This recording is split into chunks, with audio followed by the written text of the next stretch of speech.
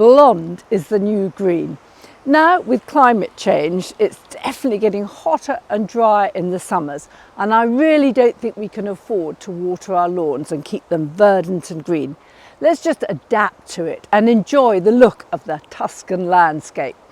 This video is all about how we can adapt our planting so it really copes with the very hotter summers, the warm, wet winters, the massive storms and the flash downpours that occur. And this is because as the temperature is warming, the air holds more moisture in it. So when it rains, it really does rain and pour. Anyway, come and look and see my more Mediterranean planting. Because we're in one of the driest parts of the UK, I really have to have plants that thrive in very free draining soil, and ours must be the most free draining soil ever. It's very light brash.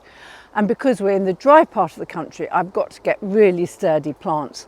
On the other hand, we are getting these massive flash floods, and they do stay wet for quite long time. I mean, we have got a much longer growing period now. They reckon we're getting about 4 or 5 weeks longer growing period when the plants are actually growing, which is an advantage. Our autumns are really eking out, and we often don't get frost till after Christmas now, whereas we previously, when I started gardening about 50 years ago, we had frost often before Christmas. But now the autumn gets longer and longer, so we have a longer time that we can actually use the garden. So there are advantages for gardeners, but you have to be a lot more canny. So I'm looking at the plants which I find do really well.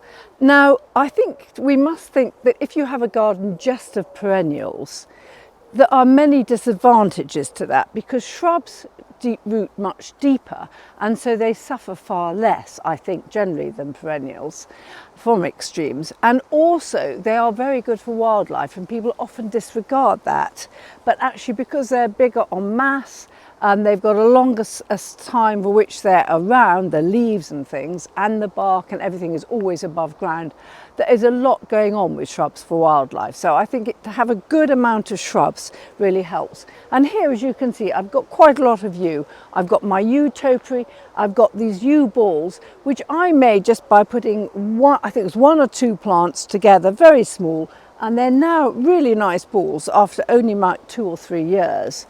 So I like to have lots of evergreens, and also in terms of other trees, I like having trees up at eye level. I like having shade. Now hornbeam, which I've made into these arches, is one of the most versatile plants for climate change. It's great in extreme drought, and it's great in very wet soils as well. So don't forget your trees and your shrubs. And other great trees, I think, are salix, willows. Willows people always think are associated with wet ground, but we've often used them on very dry reclamation sites, on slag heaps and things like that, and I'm amazed at where they grow. They're not all massive trees. Something like Salix eleognus is the silver leaf willow, and that's much lower. It will go to a maximum of about 2 or 3 meters, and it's got beautiful silver fine leaves, and you can cut it hard back and keep it at 1 or 2 meters if you prefer. Alders are another tree that I think are brilliant. I've planted them in hardcore. You can plant them in water-logged areas, and the roots can sit in water for many months, or in extreme drought, and they seem to do really well. The shade afforded by trees is wonderful in these hot summers. And also when I walk into the woodlands that I planted to give us more shelter from the winds, the temperature drops massively. It's 2, 3, 4 degrees cooler, which is lovely. And at the moment we've got these northeasterly winds, so we've had a drought for, I don't know, 4 or 5 weeks. As you can see, everything is parched. But by having shelter from the northeast wind, if you can get yourself a shelter belt, it really does help, because winds dry out everything more than anything. So other great plants, let's move around and see some. So this rose is a short climber, blush noisette. Hasn't been in for long, but it flowers non-stop all through the summer, and I never ever water it.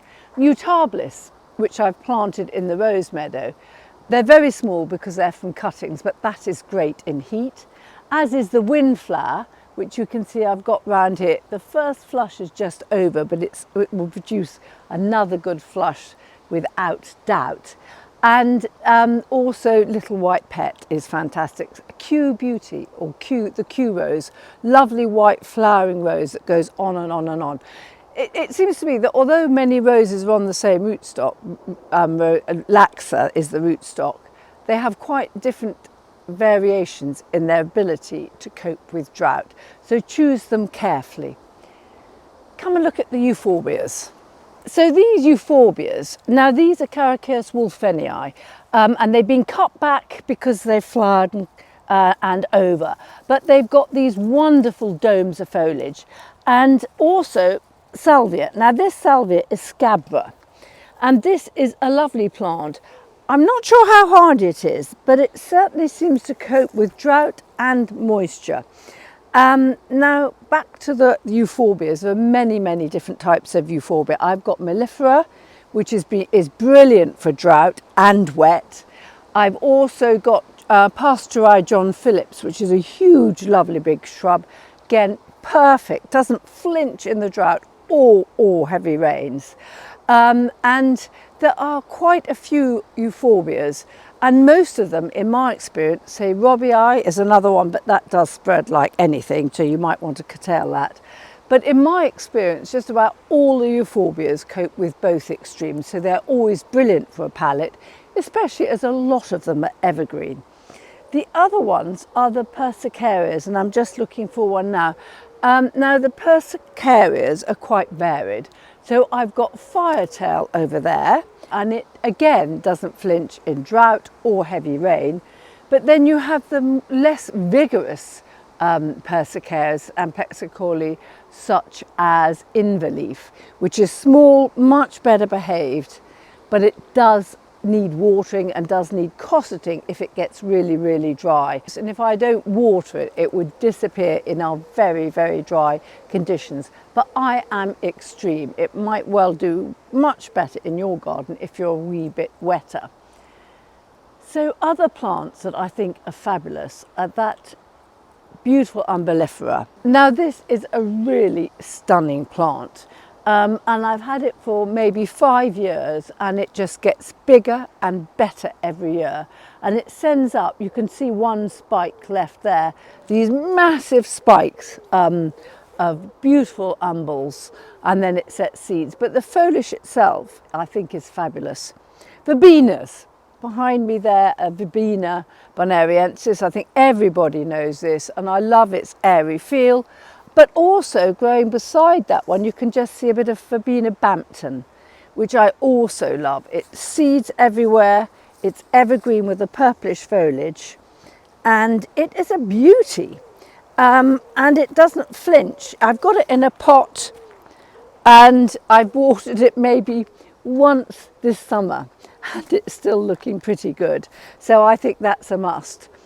Now, the other thing with trees, if you want to grow things like olive trees, like pomegranates, like trees that like quite dry conditions, of course, if you plant them in a baseless pot, which I've got, all these yews here are in baseless pots because I wanted to actually jump them up and make them look bigger. So I put the ball in a black plastic pot, and then I put low hedging around it, which needs clipping. It looks a bit woolly at the moment, but that instantly made it look higher, and so it made the whole evergreen element look much more dominant.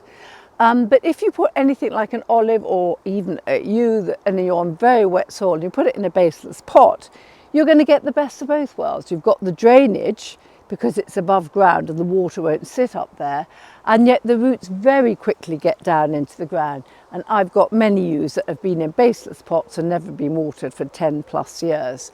And the same applies to any tree that you want to grow that you think might not like your wet soil. Then just go for a baseless pot, and that will solve your problem. And of course, the reverse of that is if I'm growing a plant and I know it likes much more waterlogged conditions, much more water, I will plant it, and then I'll make a little sort of cofferdam around it. So I'll just pull the soil up around to form a semicircle, like you see them do in Mediterranean countries and Arabic countries. They do a little semicircle of earth around it, just about 100 mil or so high, so that when you do water it, all the water stays in that zone and then it percolates through the soil. And I find that a very good way to get the plant off for a good start. So I might do that for the first 2 or 3 years, just to keep the water where you want it and concentrate it where you want it. And the other thing, of course, for when you're planting in dry soils and you want, or even wet soils, to make the soil condition better, is you add lots of mulch. And you add the mulch, and you preferably do it when the soil is moist, or you must do it when the soil is moist, so the mulch will help keep the moisture in. And not only does it help keep the moisture in, but obviously it increases the microorganism activity in the soil, it increases the earthworm count, and it gradually adds to the humus level in the soil. So I will do that mulch every bit of my garden, if I can't, every winter. And I think that's a real must. These eryngiums are lovely, Miss Wilmot's Ghost. They've set seed and they're very small, but I think it's just because of the drought this year, so they haven't been grown nearly as tall as they normally do. Helleborus, a lot of hellebores I find brilliant in this dry condition. Now the ludula is browning off. Now this is the wood rush, and it doesn't worry me because I know it will come back. It's done this in other very dry years. But what I do think is brilliant is the carex, which is over there, and that is Carex flacca. And it's got those lovely glaucous leaves, it's evergreen, and Carex copes with very dry conditions and very wet conditions. Not all Carex do, but Carex flacca does. And apparently you can take it from cuttings. Now obviously you can grow it from seed, but I'm going to try I have just tried taking it from cuttings. And I've literally just traced the sheath of leaves back to the base of the plant, cut them off, and I've shoved about 6 in the propagator, and I'll let you know how I get on, because I think I'm going to have a lot more of that Carex here. Many of the herbaceous geraniums are wonderful. Now this is white doves and it's past its first flush, but it's a lovely plant, very subtle. It looks very scratchy now, but it's done a pretty good job, and I'll come back and deadhead this and tidy it up and it will look a lot better. And a lot of the herbaceous geraniums are just fantastic. The perennial fox gods are over, but they will set seed, so I don't mind. So I know that next year I'm going to have hundreds and hundreds of new foxgloves, and I'll be weeding them out because there'll be far too many. Hydrangeas, people always assume only like wet soils, but that hydrangea arborescens Annabelle hasn't had any water for years, and it's flowering quite well. It's lived up to months of drought on dry soil, and it looks pretty healthy considering. Another herbaceous geranium. I cannot remember which one this is. I've tried to get rid of it several times because I got bored of it, but now actually I've got fonder of it because, as you can see, it just flowers non-stop. It has no water. If there was a deluge of rain and it was partially flooded, it would be good. If we had no rain for 3 months, it would also be good. So you really can't complain. The smoke bush, Cotinus cogigara. You don't usually see it this tall. I think this one must be 6 meters tall. It was here when we came, and usually it's a little shrub in your garden. But this one was here when we came. It must be 60 plus years, but they tolerate these Cotinus extreme wet, and as you can see, it thrives in really desert dry conditions. Lavender. Now everybody knows that lavender likes 3 things. Free drainage, free drainage, free drainage. Oh, and sunshine.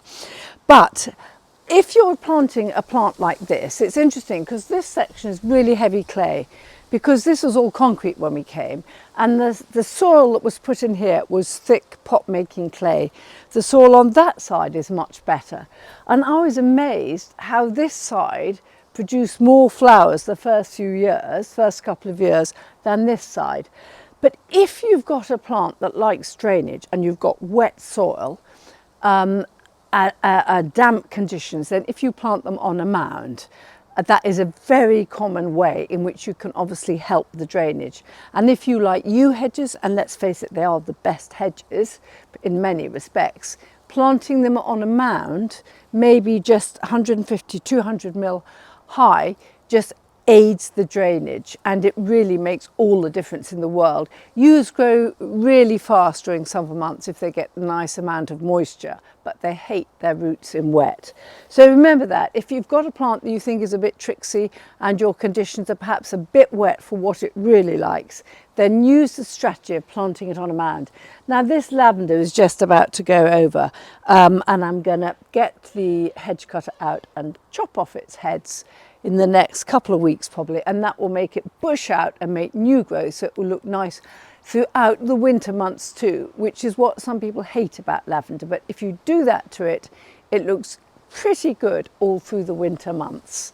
One thing that many people have learnt with climate change is we can grow many more plants that we thought weren't hardy 50 years ago. Cork oak, evergreen oak, they're brilliant with me now, whereas in 50 years ago I didn't even bother to try them, but now I have no qualms. But what you do learn is every garden is slightly different, your conditions are slightly different, so there's no hard and fast rules. And the best way that you can find out what will really thrive in these changing conditions is just to try it.